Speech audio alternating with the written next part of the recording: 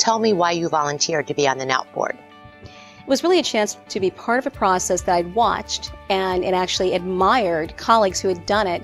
And it was a little bit of a challenge, too. So I thought, here is a chance for me to get involved in NALP. And by that time, I'd been a member for quite a while. I had a chance to sort of see the results of all the hard work that was done. And I was really curious about how those decisions were made and really how much input I could have as a member representing my region as well as the members in general. Tell us about the responsibilities and duties of being a board member. So our responsibilities really range. We obviously have a commitment to attending board meetings 4 times a year. During those board meetings, we look at all ranges of what the organization does. So that's member services, how we are providing services to our members if any other services are necessary, fiscal responsibility, so looking at the budget and making sure that those things are in line, as well as our investment strategies. And then really a lot of oversight in terms of strategic planning and addressing the critical market issues from the employer and the school side that the organization needs to address to be really full service to its members. So there was a lot of strategic discussion and oversight as well. Another big duty that you have as a board member is to monitor your sections and advisory groups and liaison with them and help them interact and do the projects they need to do. And if they have questions or difficulties, you're there to assist them and take information back and forth between them and the board. What was the biggest surprise you found when you were a director?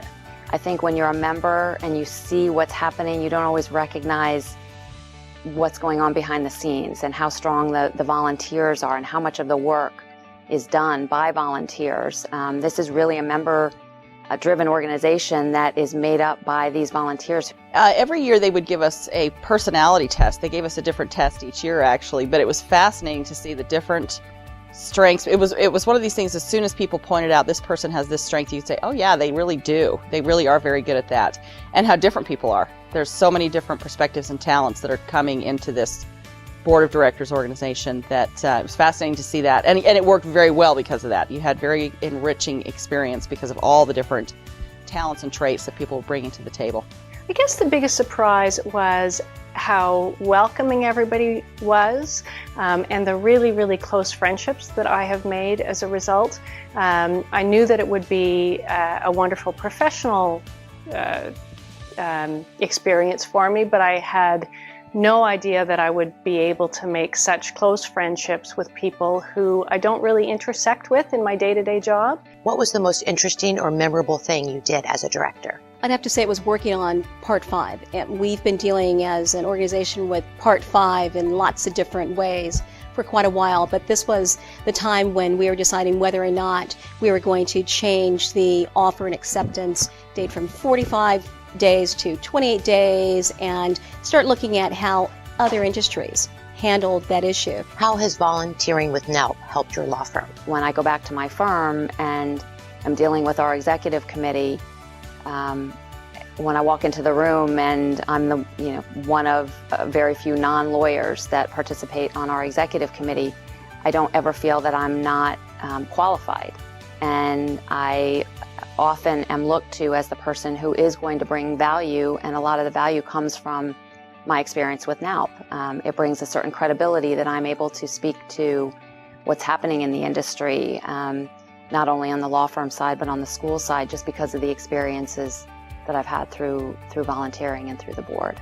This is an organization, I think, that does communication really, really well, that does decision-making by consensus after a lot of feedback, a lot of outreach, a lot of environmental scanning, and so that when decisions are ultimately taken, they are decisions that the entire membership can get behind.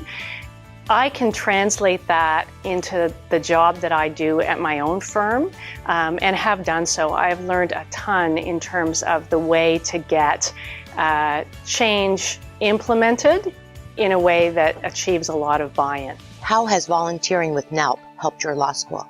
I think it's given me more information about what's going on. Again, I think the organization is very good about pushing out information that helps us to do our jobs.